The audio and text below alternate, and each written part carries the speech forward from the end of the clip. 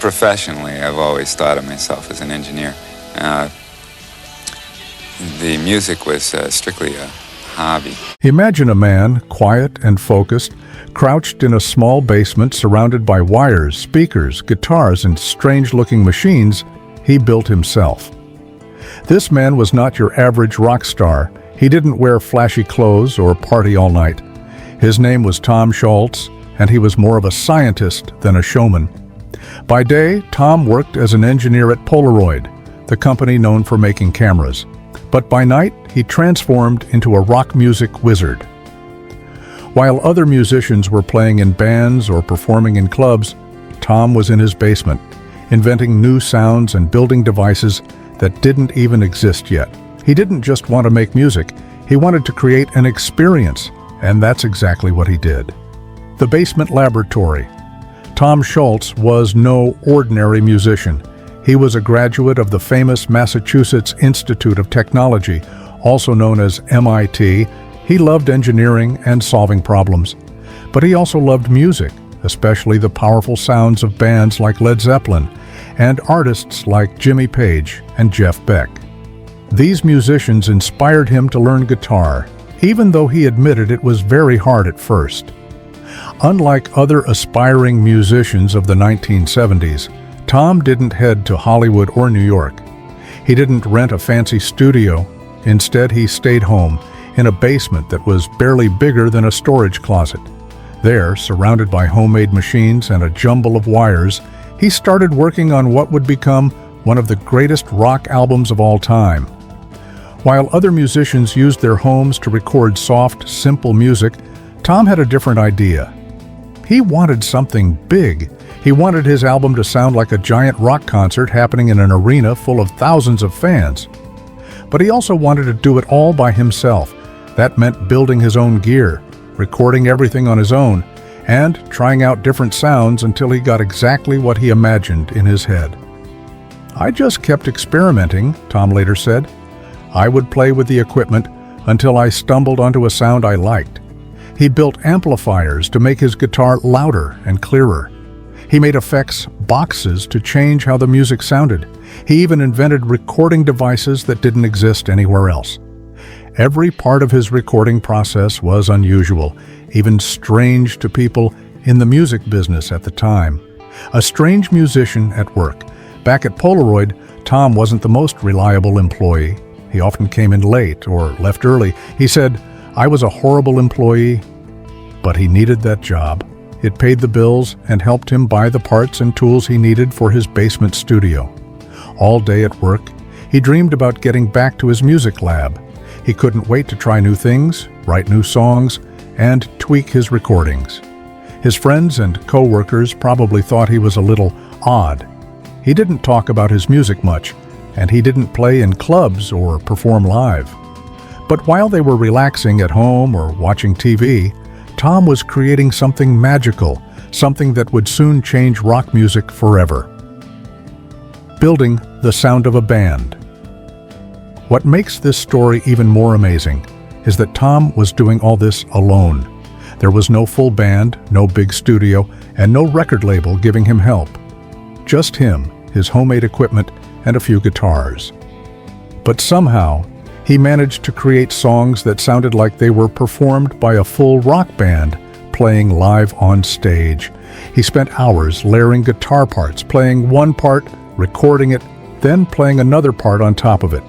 He did this again and again until the song sounded full and powerful. It was like building a giant wall of sound using just a few bricks at a time. Eventually, when the songs were almost finished, Tom realized that he needed one thing he couldn't do himself: vocals. That's when he brought in Brad Delp, a singer with a strong, clear voice that could soar over the music and add emotion and energy. Brad's voice was the perfect match for Tom's music. The two of them worked together to finish the album, though Tom remained in charge of the sound. There was only one song on the album that wasn't recorded in Tom's basement. It was called "Let Me Take You Home Tonight," and it was written by Brad Delp. That song was recorded in a professional studio in Los Angeles with other musicians.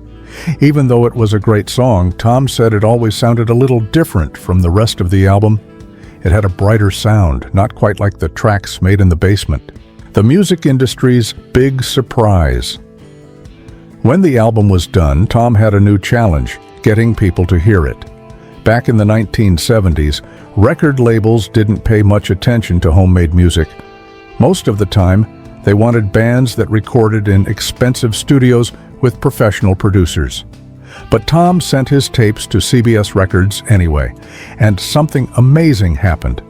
The people at CBS listened to the tapes and were blown away. The music sounded incredible, like a full band performing live. The sound was rich, loud, and full of energy. The executives were shocked when they learned that it was all made by one man in a basement. At first, they didn't believe it. They thought it had to be re-recorded in a real studio, but Tom Scholz didn't want to change anything. He had worked too hard to get the sound just right. To him, recording the album again would ruin it. He stood his ground. Finally, after some back and forth, CBS agreed to release the album just the way Tom wanted. That decision turned out to be one of the smartest moves in music history. A record like no other. In 1976, the album was released. It was called Boston, named after Tom's band. The songs were unlike anything people had ever heard before. Tracks like More Than a Feeling and Foreplay Long Time weren't just good songs, they were experiences. The music felt alive, as if you were standing in front of the stage at a concert, even if you were just listening through headphones at home. The album was full of energy and excitement. Every guitar solo was sharp and powerful. Every drum beat felt huge. Brad Delp's voice soared above the music, carrying emotions that listeners could feel deep in their hearts. People loved it. The album quickly became a hit. Not only did Boston sell millions of copies, but it also became one of the best-selling debut albums of all time. Almost overnight, Tom Scholz went from being a quiet basement tinkerer to a rock legend. Changing the rules. What made Boston so special wasn't just the songs or the sound. It was how the album was made. Tom Scholz had broken all the rules. He didn't use a big studio. He didn't rely on a team of experts. He didn't even tell many people what he was doing. He just worked quietly, on his own, until the album was ready. In doing this, Tom proved something important. Great music doesn't have to come from a fancy place. It can come from a basement. It can come from one person's imagination and determination. Suddenly, other musicians started to see the power of home recording. They realized they could control their own sound and create music on their terms. But even with all the success, Tom didn't become your typical rock star. He wasn't interested in fame or money. What he cared about was making music his way. He wanted to protect the sound he had worked so hard to create.